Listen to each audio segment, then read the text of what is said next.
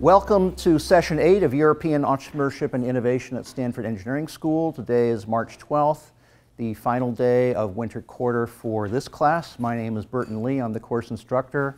Welcome to you all. Today we're featuring a very unusual, interesting session on Kosovo, Albania, and Germany. Special and unusual because this is our first startup out of Kosovo, Albania. We're going to be hearing about the Albanian diaspora, the emerging Albanian community in Europe, coming out of the heart of the Balkans, and also one of Germany's leading startups, not from Berlin. It's our first Munich-based startup, also spin out from the Technical University of Munich. So it's an interesting contrast between two of Europe's richest and poorest regions, and a great example of what entrepreneurs are doing to transform their economies and cultures and societies in their respective regions. As I mentioned, this is the 8th session of Year 9 of European Entrepreneurship and Innovation.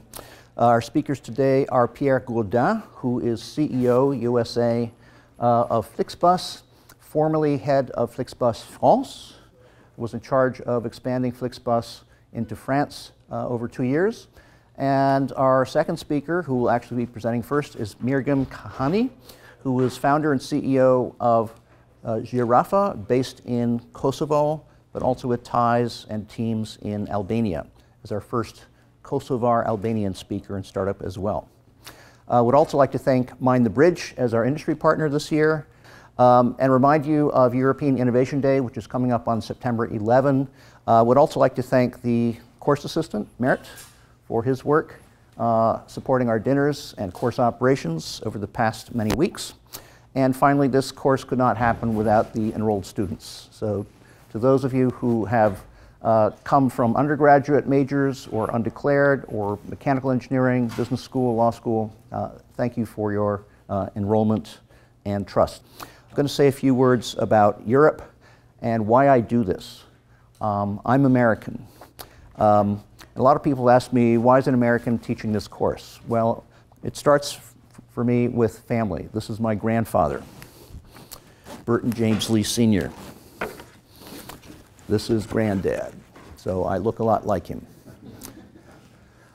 He died in 1933, so I never got a chance to know him.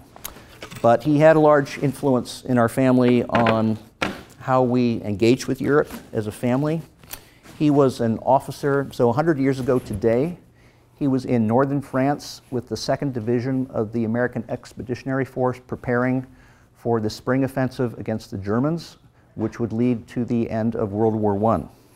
And so these are some of the pictures of him with his unit in northern France in 1918. This is him on the left, along with some of his American colleagues. This next photo I think is particularly interesting. This is my granddad on the left here in his traditional doughboy hat, along with French and other colleagues.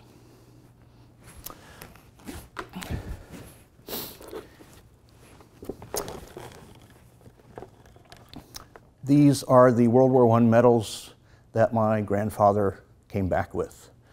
He helped set up the original surgical units, so he was a medical doctor. He performed surgery on French and American soldiers in northern France in the spring of 1918 through the end of the war, came back into practice at Columbia Presbyterian Hospital in New York City, became one of the leading breast cancer researchers in the United States in the 1920s and 1930s. He attended Yale Medical School. Going from physical trauma to social trauma, I think the broader lessons for us here in Silicon Valley, in the United States, and around the world is Europe presents a very interesting case of how a community, an entire society, has been able to use entrepreneurship, is using entrepreneurship to recover from social trauma at scale at many, many levels. And this will be in the background a little bit today, particularly around the Kosovo, Albania speaker, but also in the case of Munich. Some of the other lessons I think Europe holds for us are around family ownership, public universities, building computer science and AI capacity. I'm going to offer a few closing comments as this is our final session for 2018, which I'm calling Reflections on America. I think there's a bit of a sense here across the United States and in the Valley, in some communities, that tech has grown a bit untethered, disconnected from the rest of the world and from large parts of the United States. Socially, politically, in a number of ways. And this course attempts to bring in a lot of context around culture, history, sociology, anthropology, traditions in the European context, which you often don't find here in entrepreneurship courses in the United States. This is one small attempt out of Stanford Mechanical Engineering to retether Silicon Valley and retether the tech community into more of the mainstream here in the United States and in Europe. My view is that if you look at, broadly speaking, the United States today, we have not really applied, in my opinion, the lessons of Silicon Valley very well across the United States. We do this in the tech hubs, so Boston, Austin, Seattle, New York, but there are large portions of the United States which are not benefiting very much at all from what we've learned here in Silicon Valley and in the West Coast. I think Europe is doing far more to take the lessons from Silicon Valley into lessons around how to structure universities, rethink corporate culture, corporate strategy, national economic strategy, research. This is something we're not really doing as a country in the United States terribly well, in my opinion. And specifically, I'd like to just point out some of the really underprivileged regions here in the US that could really benefit from stronger connection to the Valley and where the lessons from the Valley are not being applied. And just to give you some examples, so this is recent data. I'll show two graphs, 2014, 2015, showing poverty rates in the United States, heavily in the Appalachian areas, Appalachia here in the southeastern United States, in the Southwest, and even parts of the Rockies and Sierras. A more recent map, 2015, showing child poverty rates by counties here in the United States. Again, Appalachia, the southern United States, parts of the Southwest. We're not connected to these issues here in the Valley, in my opinion, terribly well.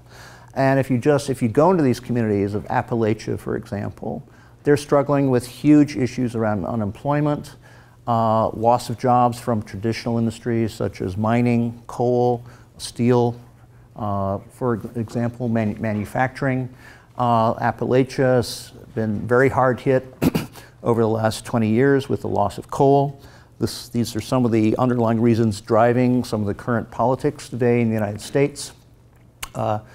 Levels of economic status, distressed counties, very, very large in this region.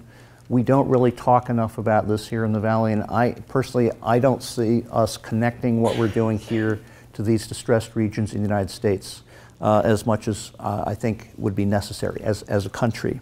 And then if you go to the Native American Indian reservations here in the United States. So my family comes from New Mexico, where there are many, many Indian reservations. And these are regions which are facing tremendous problems around education, alcoholism, unemployment, for example. These are from the Western United States. But again, how are we tethering what we're doing here in the Valley to these regions? How are we taking the lessons from the tech community here in the Valley across the West Coast, Cambridge, into a national approach on these issues?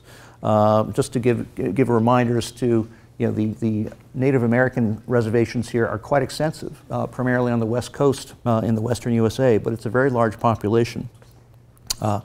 So these are some of the areas where I think Europe is doing a far better job of trying to connect the lessons from the technology sector, from the Valley, into mainstream economics, policymaking, rethinking university organization, reform, schools, rethinking company strategy, rethink company culture, in a way which is not really happening as broadly across the United States as I think it should be. And I think particularly what we can learn from Europe is, particularly insofar as it concerns these distressed regions, is the importance of public universities. We're not investing enough in public universities in this country, in these regions, and probably in elsewhere. But also the family ownership of companies, so family Family-based companies are very important in Western Europe as the foundation of the Western European economy. Is this something we should be looking more at the United States, is promoting family ownership of companies and passing companies off from generation to generation? We don't really talk about that here very much here in the tech community in the Valley or at Stanford, but it's a very important lesson from Europe, which I think is well worth considering. And briefly, a thank you to the Stanford Mechanical Engineering Department for supporting this course, staff and faculty, the chair, and also our industry partner, Mind the Bridge again. And thank you very much. I'd like to thank our speakers, Mergim and Pierre, for supporting our session today. Please consider joining us in 2019, where we will be featuring another set of really outstanding entrepreneurs, founders, and investors from across Europe. So thank you very much.